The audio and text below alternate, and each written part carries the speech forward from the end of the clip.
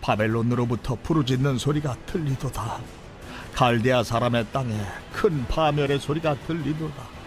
이는 여호와께서 바벨론을 황폐하게 하사 그 큰 소리를 끊으심이로다.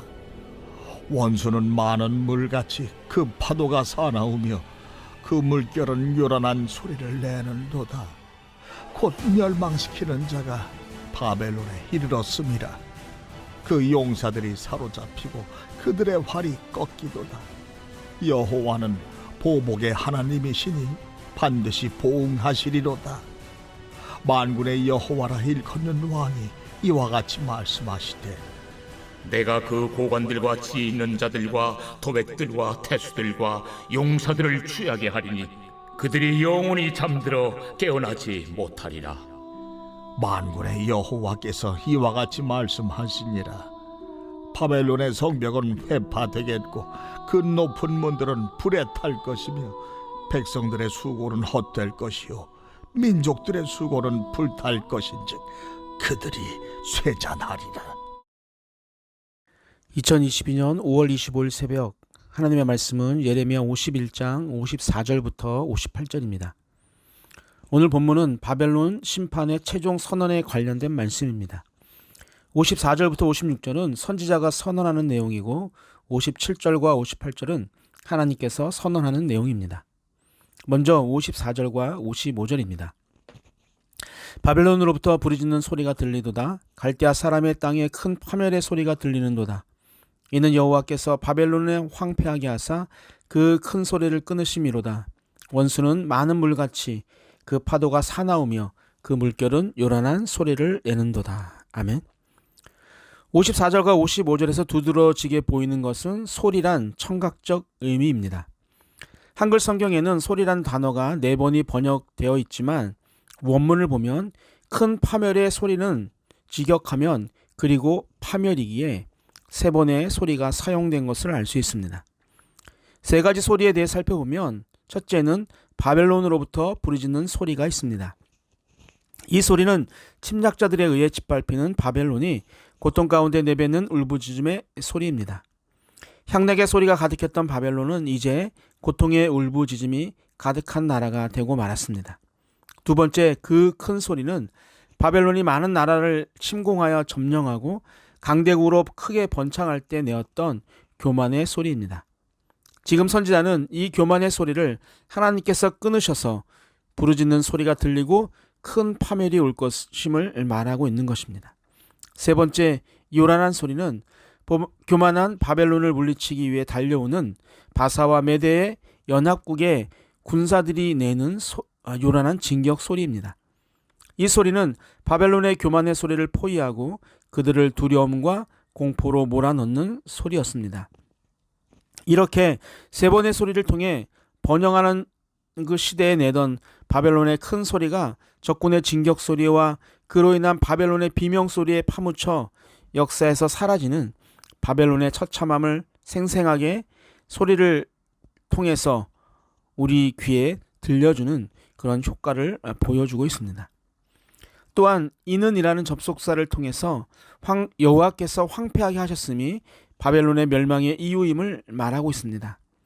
당시 누구도 대적할 수 없었던 바벨론, 엄청난 힘과 권세와 영토를 점령했던 바벨론이 이처럼 바람처럼 사라지는 까닭은 바로 여호와께서 바벨론을 황폐하게 하셨고 바벨론이 교만하여 큰 소리를 치던 것을 끊으셨기 때문입니다.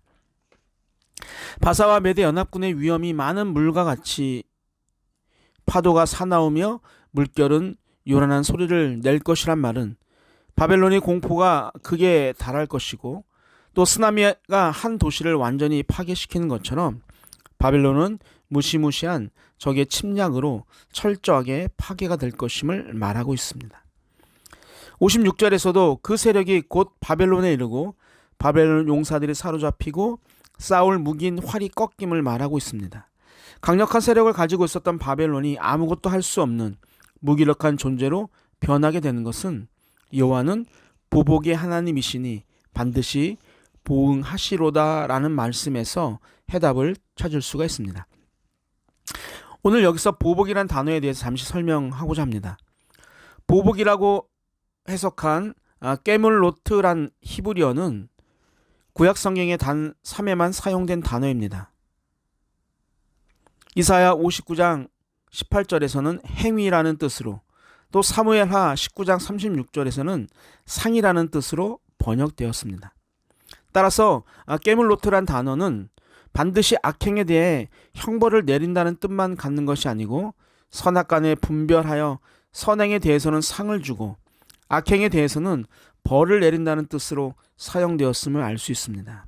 따라서 본문에서도 부정적 의미를 지닌 대갚음을 의미하는 보복의 하나님이라고 번역하기보다는 선악간의 원인과 결과를 따라 되갚는 의미의 보응이라는 보응의 하나님이라고 번역하는 것이 더 좋을 것 같습니다. 이 말은 하나님께서 이방 나라라고 해서 반드시 그들에게 배타적이지 않으시다는 것을 말하는 것입니다. 하나님은 바벨론을 무조건 미워하신 것이 아니고 그들 행위의 선함 또는 악함에 따라 갚으시는 공의의 하나님이심을 선포하는 것이죠.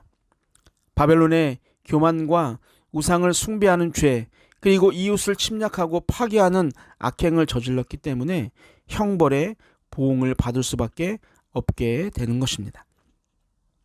다음은 57절과 58절입니다. 만군의 여호와라 일컫는 왕이 이와 같이 말씀하시되 내가 그 고관들과 지혜 있는 자들과 도백들과 태수들과 용사들을 취하게 하리니 그들이 영원히 잠들어 깨어나지 못하리라. 만군의 여호와께서 이와 같이 말씀하시니라. 바벨론의 성벽은 회파되겠고 그 높은 문들은 불에 탈 것이며 백성들의 수고는 헛될 것이요 민족들의 수고는 불탈 것인즉 그들이 쇠잔하리라. 아멘. 57절과 58절의 선포의 주체를 만군의 여호와라 일컫는 왕이라고 소개하고 있습니다. 이 말은 바벨론의 왕과 같은 세상적 왕과 다름을 이야기하는 것입니다. 세상의 왕은 시간이 지나거나 침략에 의해 자리를 빼앗기기도 하지만 만군의 여호와는 시간이 지나도 변하지 않고 어떤 왕에 의해 자리를 빼앗기지도 않는다는 말씀입니다. 그렇게 절대적 권력을 가진 여호와께서 고관들과 지혜 있는 자들과 도백들, 태수들, 용사들을 취하게 하셔서 영원히 잠들어 깨어나지 못하게 하실 겁니다.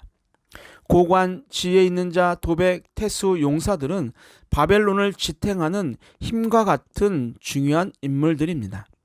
그런 자들을 취하게 한다는 것은 마치 술에 취한 자처럼 바벨론에게 내릴 심판이 너무 강력해서 정신을 차리지 못할 정도로 만드시겠다는 겁니다. 더 심각한 것은 그들이 영원히 잠들어 깨어나지 못한다는 것입니다. 바벨론 지도자들이 완전히 몰락하고 더 나아가서 바벨론이 절대로 다시는 일어설 수 없게 된다는 강력한 선포의 말씀입니다. 58절에서는 안전하게 지켜줄 것 같은 국가 시설들이 파괴될 것을 예언하고 있죠. 성벽이 훼손되고 높은 문들이 불에 타고 백성들의 수고가 헛되고 민족들의 수고는 불에 타 쇠잔하게 될 것을 최종적으로 선언하고 있습니다. 당시 바벨론의 성벽의 높이는 망루를 포함해서 100m가 넘었다고 하고 총 길이는 70km나 되었다고 합니다. 그러나 하나님께서 이와 같은 재앙을 내리시는 이유에 대해 하박국 선지자는 그들이 성읍을 피로 건축했기 때문이고 성을 불의로 건축했기 때문이라고 증거하고 있습니다. 바벨론의 성과 성읍은 그들의 불의에 대한 하나님의 공의로운 심판에 의해 멸망된 것입니다. 무엇을 말할까요? 우리가 넘볼 수 없을 정도로 세상에 큰 능력과 힘과 부라할지라도 공의에 근거하지 않는 것은 반드시 무너진다는 것입니다.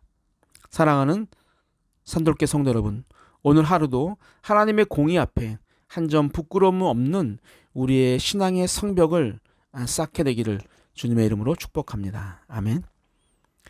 사랑의 하나님 아버지, 세상적 승리와 세상적 부가 하나님의 공의적 기준에 미치지 못한다면 아무런 힘과 능력을 발휘할 수 없음을 고백합니다. 그러나 세상적 기준에 작은 것이라 할지라도 하나님의 공의의 기준이 합격하면 엄청난 힘과 능력이 됨을 믿습니다. 우리의 삶에 하나님의 공의를 세우는 시간들이 많아지게 하여 주셔서 산돌의 식구들이 세상에서도 큰 능력을 발하게 하여 주옵소서. 오늘도 함께 하실 예수님의 이름으로 기도합니다. 아멘. 우리 함께 기도합니다. 첫 번째, 하나님의 공의를 바라보며 걸어가는 자가 되게 하여 주옵소서. 두 번째, 주일 예배 후 진행될 교제 시간이 모든 성도님들의 마음을 녹이는 귀한 시간이 되게 하여 주옵소서. 마지막, 행사를 준비하는 청년들에게 지혜와 힘과 믿음과 용기를 주옵소서. 우리 함께 기도하시겠습니다.